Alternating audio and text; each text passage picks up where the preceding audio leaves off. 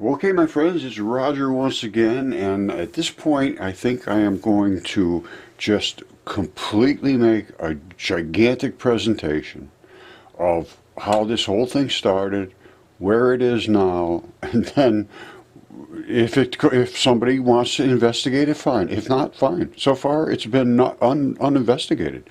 I've been pushed off to the side, and that's, I guess, where I'll stay. What I originally did, and I'm going to tell you what happened. I think this is divinely inspired. I can't help myself. That's a fact. I woke up one morning and I said to my wife, I said, there's something, I feel like there's something in the woods calling my name. I went out in the woods and I found a dinosaur egg. And I took it to get it looked at. Everybody laughed at me. So I said, whoa. I go find it. If there's one there, probably another one. So I look. I find a giant human being. It's absolute, no question. I come back and I get on my computer and it comes up and it says, these things are for you to see and for others as a test. And I said, whoa. And then I tried to figure out where that came from. It went away and never came back. Then I started to find everything. All bones that were completely intact, lungs, giants. I had them DNA tested, certified, CAT scan, anatomists, everything. That was 5 years ago, completely finished. Not a single person would talk to me in the academic community. They completely refused, and they have still closed their doors to me. I went to social media. They crushed me there too, and I believe it was the academics started this flat earth business to make me look like an insane person. And that's all it was flat earth. I had to close all of those channels. I closed my website. I had to close everything. I started a Facebook site called Question Everything, because at that point I found out these people are just liars. They're frauds and liars. They don't care about truth, not one single bit. So I started that. They attacked there and destroyed me there, and I finally had to leave and just abandon that too. And what I want to do is make a real thanks to Irwell Pete, my buddy Pete, because I said, this is it, I'm done. And I just walked away from there, and he took over that group, thank God. I stay away from there because they've gone into conspiracy, this and that, and it's kind of crazy stuff. I want truth, I want reality, I want something I can put my finger on and touch and prove. And that's where the realm that I stay in. Now, then you look and you say, oh, it's the ancient mysteries and mythology, I must be some crazy person. No. I looked these things up, then I went to prove them, and I can prove the damn thing, so don't call me crazy. I have fed up with all of this nonsense. So I'm going to stop having my ugly, nasty voice, and I'm going to go to my pleasant, happy Roger voice. And we're just going to see what really is here. Because when you're going to find out what really is here and what you were told, you're going to be upset. Just like it says, you will be upset. Then you will marvel. And then you will rule over all of the fools. All right? Let's get started. Okay, so let's just start off with what I can prove and what we can see, and I'm going to tell you, not only did I get that message that said these things are for you to see and for others as a test, and I have found virtually nobody passed the test. I could hold them in one hand, the number of people that passed the test. Now, you can see ancient mysteries. I'm into all of this stuff because these were the things that were written about. We've always laughed at. Velikovsky did all this work and went back into the ancient texts and found out all of these things were written about, and they had all valid origins. Now, can I prove any of them? Yes, I can. First of all, I understand the flood now because everything that I have virtually is from the flood victims. This is absolutely fabulous. Nullaros Encyclopedia of Mythology. I don't know how old this thing is. My son gave it to me, but there is virtually everything in here about the things that were written and the things that were carved and the things that were said and the things that were history. That's history, my friends. Not the stuff that we've been told. It's revisionist history that they've done. It's new, enlightened those people were just crazy. Well, guess what? They were talking about gigantic fishes and gigantic dragons and crazy stuff like that. They must have just been insane people. Well, I don't know. I think maybe they knew something that we have no idea about, like giant fishes. You see that? If you can't see that that's a fish, go into some aquarium and look in that. Now, if you don't know that that's a dragon that runs the entire width of North Africa, and that is the dragon's head, and his throat, and these are the dragon's scales in his throat, and they run down his dragon scaled throat. You can go, you have Google Earth. I'm sick of doing this. I really am. Anyway, he runs down a dragon scaled throat, and it gets down here, I don't know, a couple 100 miles, and it cuts across his throat. And what is that? It says in the ancient texts that he will cut the dragon that lives in the sea with his great and mighty sword. He said, well, that's not living in the sea, he's living in the desert. Well, guess what? It used to be a sea. Now, I told you about the message I got that said, these things are for you to see and for others as a test. Well, guess what else happened to me? I was studying Atlantis right here. Because Plato says Atlantis collapsed, which this did. All of the water ran through out the straits, which this is a straits. Right there, there's a straits. And it ran all out through here. And he said they will never speak of mud again. There was so much mud ran out. It's like miles deep here, I think. That it collapsed. Now, you can see quite easily, even a 2-year-old, 5-year-old can see, it ran out here. It ran out here. Go play in the mud and you'll see, you'll understand how mud runs. Get a 5-year-old. This was created as the runoff from Atlantis collapsing. I looked at this for several years. I posted on this for several years. This has to be Atlantis, and it does. And the boats are still in the slips, I think, some of them. It's absolutely amazing. And there's even more to this story.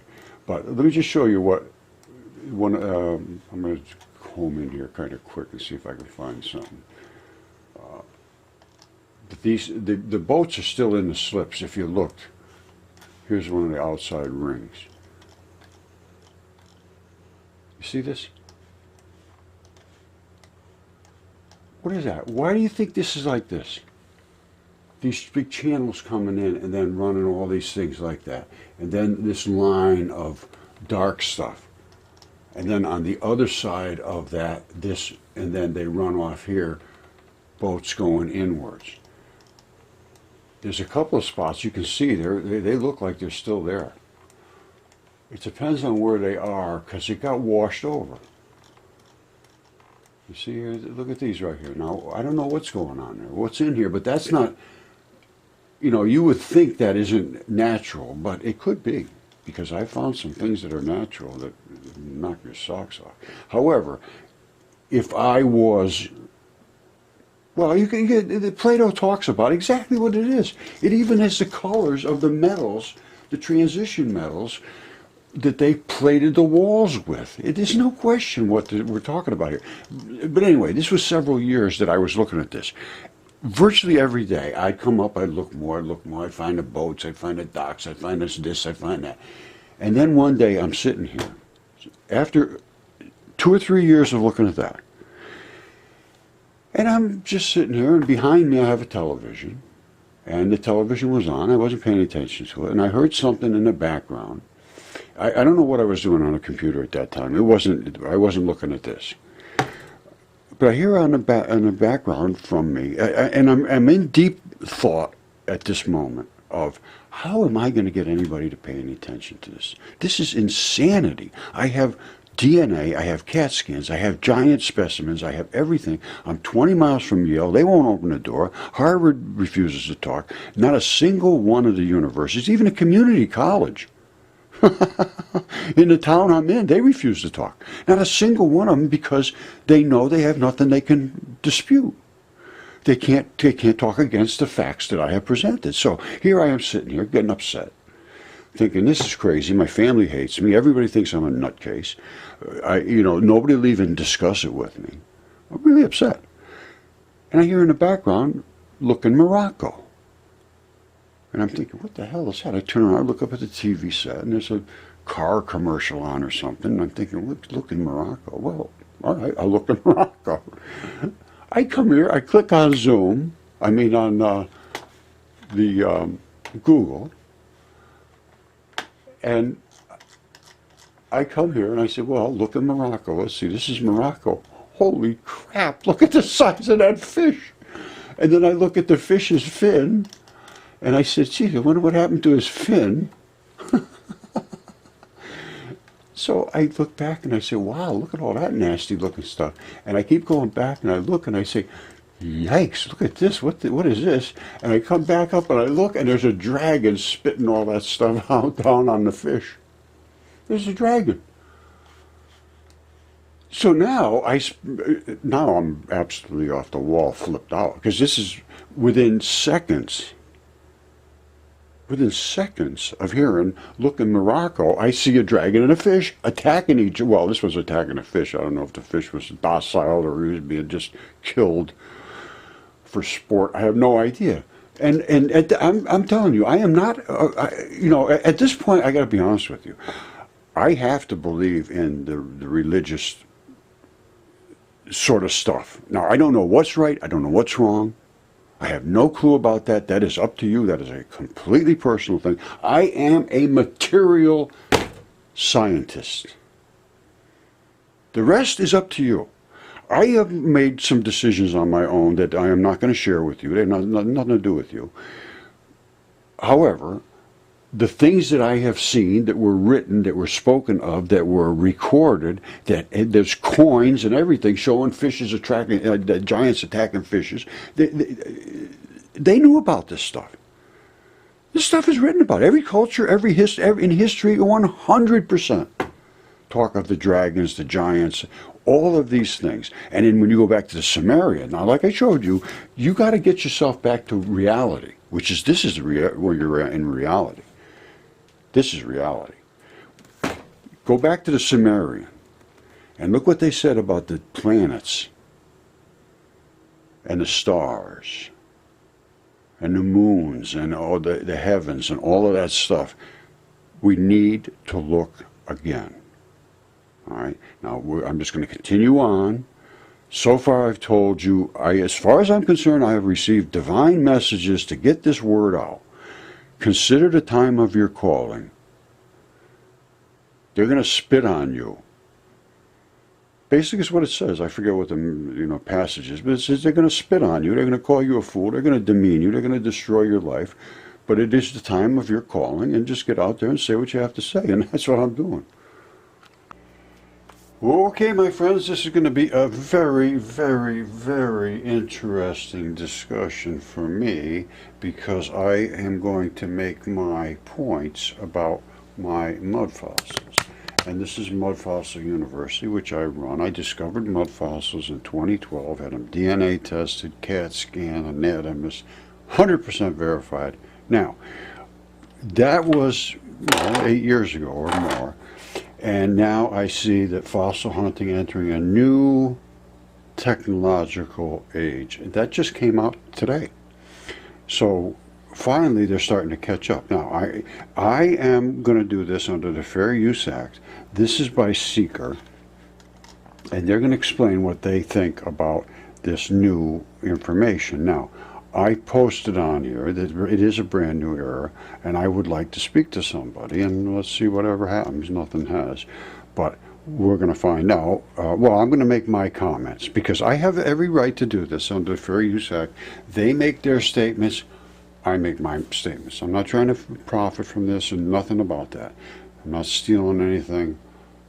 I am trying to present evidence of what our true existence is. So let's get into their video, and as it goes forward, I will make my statements. The first statements I want to make is that they're going to say there was 65 million years ago there was a huge crater impact, and that's what killed the dinosaurs and all that business. I don't agree with anything they're going to say, basically. So I am going to respond to it. That's why I'm doing it. And they talk about 65 million years ago, and they have these little core drillings in the Chicxulub impact crater site, and it's not an impact crater site, I say, and it didn't happen 65 million years ago. And I say that all the things I have died in a flood that appears to have flooded the surface of the earth, and it appears to have collected preserved these things like this, which is DNA certified. That's DNA certified as human. That's a mud fossil. And I have other ones of the giants. Right down here, that giant fingertip, that's human. And I have one much bigger than that that's human. And I have the whole hand. I have all kinds of stuff from this. I have no toes, which are new species. We have all kinds of stuff. So it's time to look at this with all new eyes. I'm going to start by addressing what they think now. They're starting to come around, but they still have no clue. They're still thinking that, oh, it's got to be bones. No, it doesn't have to be bones. Here, I've got one around. Well, I've shown it so many times, all these things, that it's silly to just keep showing it. But, well, here's one here. That's a bone. All right? Anybody, any doctor, any anatomist, anybody, a kid wouldn't understand that. I showed that to Yale. They said, oh, no, that's just a rock. Well, it's amazing, absolutely amazing how dismissive academics are of this new reality. And that's what it is. It's a new reality. Because it is a reality. No question whatsoever what I'm presenting is real. It's been DNA certified. It's been CAT scans. All of the things that they would do to do what they prove things, I have done it. It's just that nobody will step up and say, yeah, well, let's take a look at it. So it remains unknown. And that was 5 years ago. I sent all of this stuff, CAT scans and DNA and all that stuff, 5 years ago. Nobody will examine it, and they just dismiss it. So, get ready, here we go. Okay, we all know how sperm and egg meet, and when they do, they start to create a ball called a blastula. And that blastula keeps taking on more and more cells, and it turns into a ball, and then it goes bloop, just like that. They call it an inversion. It inverts, and it goes inside. So now you have the outside layer, and then the inside layer is popped in. See it here? Now what happens is these two layers, they seam together here, and they make a weld. Okay? And then you have your cavity, and all your organs and all that stuff fill in there, and then you go on about your life. But if you are in a saltwater flood, and you die, and your tissues are preserved, every seam will come apart. In other words, if you have organs and so forth, on their fascia planes, they'll come apart. And this weld will separate. And I'm going to show you how big the creatures were. Now, I'm going to show you some female body parts, and that's the only way I can prove my point, because we're going to see this seam open up. When you die in saltwater floods and you're invaded by salts, it causes the tissues to basically swell a little bit, but they stabilize. And then if it dries correctly and it's clean water flushes it out, you will have a perfect copy, 100% exact. And here it is. Don't forget, it's a female body part, so if that offends you, go somewhere else. All right. I don't think there's too many people that are unaware of what a vagina looks like. I mean, that's a vagina. Now, you say, oh, they carved that. Well, let me just think about that. Remember that little seam I talked about? You see that? That is that welded seam. But this is clearly a vagina. Now, they say, well, what about this little step here and all this, the vestibule? Well, that was, some of it might have been dressed up a little bit, in the, because this is, I believe they call this, I can't remember what they call it, but it's a veneer. A venerated, respected. I think they call it a womb cave, But let me show you, they're all over the place. It's not just one. Every woman had one of these, it appears.